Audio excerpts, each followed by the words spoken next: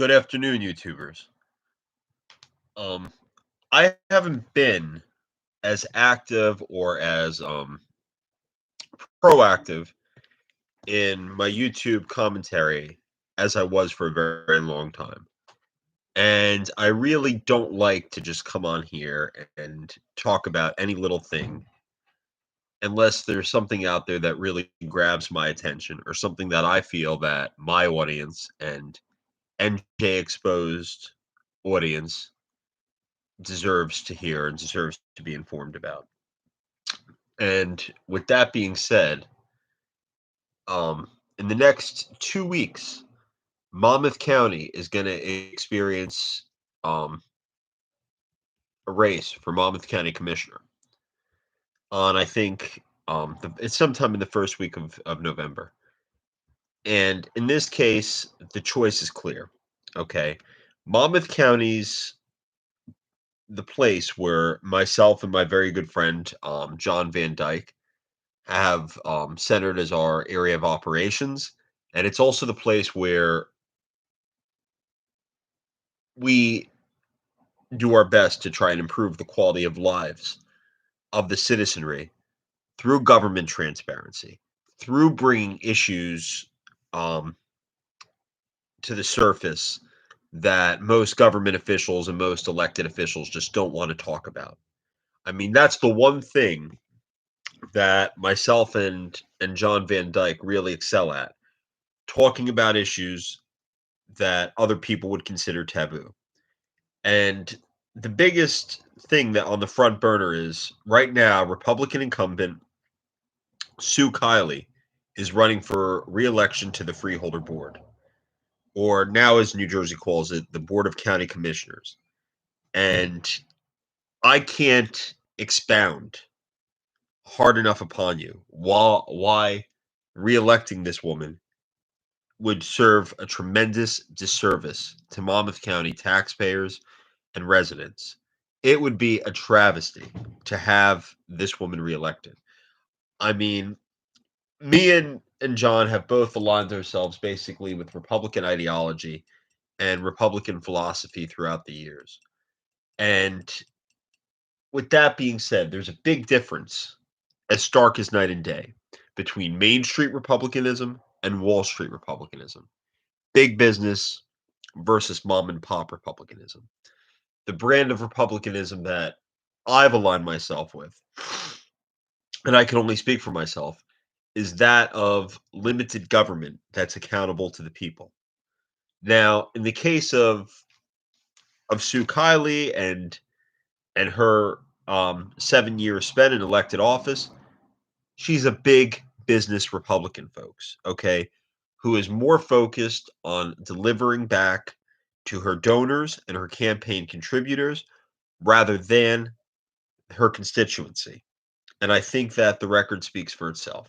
Okay. And this isn't an attack piece. This isn't pro Beast, and this isn't sponsored by any party. This is simply why Mr. Beeson is the better candidate and is a more um, accountable choice. He's a fresher choice for Monmouth County voters. He's not somebody who's necessarily beholden to the powers that be. When Sue Kiley first was elected to the Monmouth County or to the Hazle Township Committee in 2014, she was elected with a lot of support from all the right people. Okay. And at that time, most people don't know this, but Hazlet Township, like a handful of other municipalities in the state of New Jersey, had in place what's called a campaign ordinance, a campaign finance ordinance.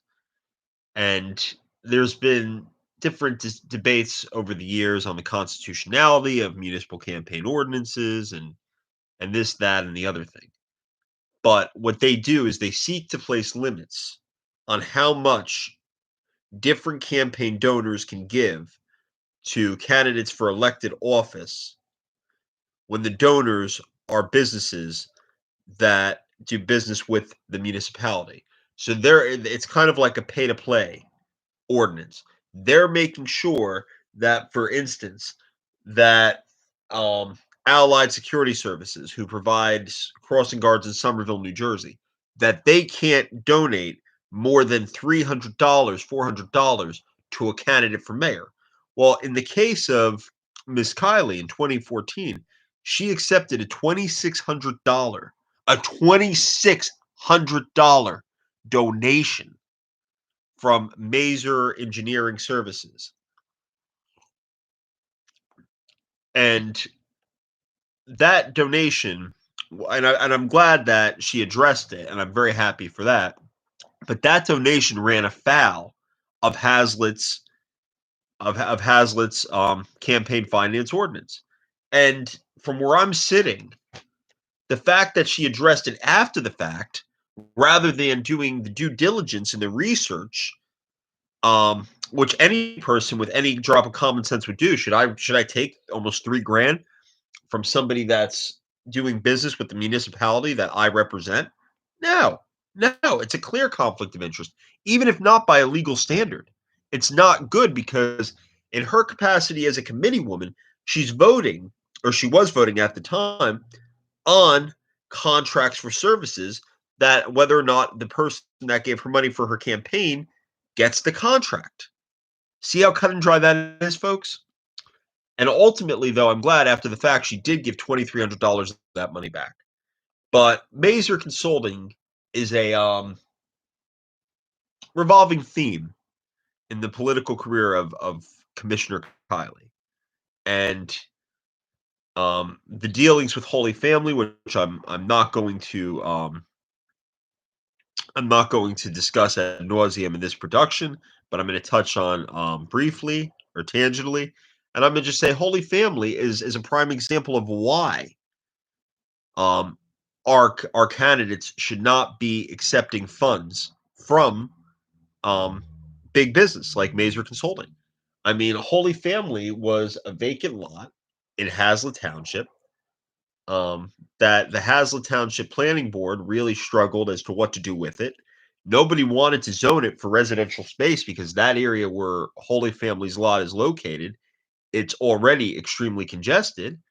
And all of a sudden, the planner for that project has several meetings and luncheons with Commissioner Kiley, according to it's recorded on Holy Family Facts .com, which is a privately maintained website that I'm not involved in, as well as other sources.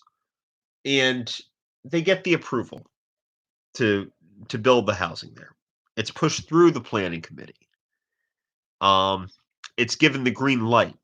So now all of a sudden, we have 150 units of housing on the Holy Family lot. It gets better, folks. And Holy Family, which is owned by the Archdiocese, the Catholic Church, they're a winner because now their vacant property, which had no other ready use, now has a use. They're going to get paid for it to sell it. The developer is going to make money by buying it and redeveloping it. Everybody's a winner, except who? Hazlet Township residents. They're not a winner because now they have to deal with the congestion and the traffic overflow that's going to accompany the Holy Family mess that Sue Kiley helped engineer, no pun intended, that Sue Kiley helped engineer on behest of big business. But like all the other problems that trail Hazlet Township during Sue Kiley's tenure as a committee person and mayor, she slowly drifts away from the picture and moves on to a bigger office, leaving the problems by the side of the road for somebody else to deal with. And in this case, she moves on and she's elected to the Monmouth County Board of Freeholders. And you know, as I said, me and my good friend John Van Dyke, we're steeped in traditional Republican alignments, okay, Republican ideology for the most part.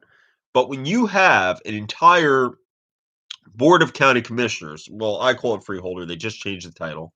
But when you have an entire board of commissioners that's dominated by the Republican Party and the Republican Party boss, Sean Golden, you can't expect any change. What they've turned into, folks, is a shake and nod committee. Okay, they're a rubber stamp committee. Whatever the chairman, the county chairman wants, he gets. And Sue Kiley has played into his hand. Okay? I mean, in this case, I mean, I want to make something clear. The stark difference between her and Beeson. Beeson is a goofball, okay, folks? And he's not the most aggressive candidate out there, and he's not as articulate and he's not as gloves off as we would like him to be. Okay? But the difference is, folks, is Beeson is not beholden to either Sheriff Sean Golden, who's a Republican chairman, or the powers that be in Monmouth County. Okay?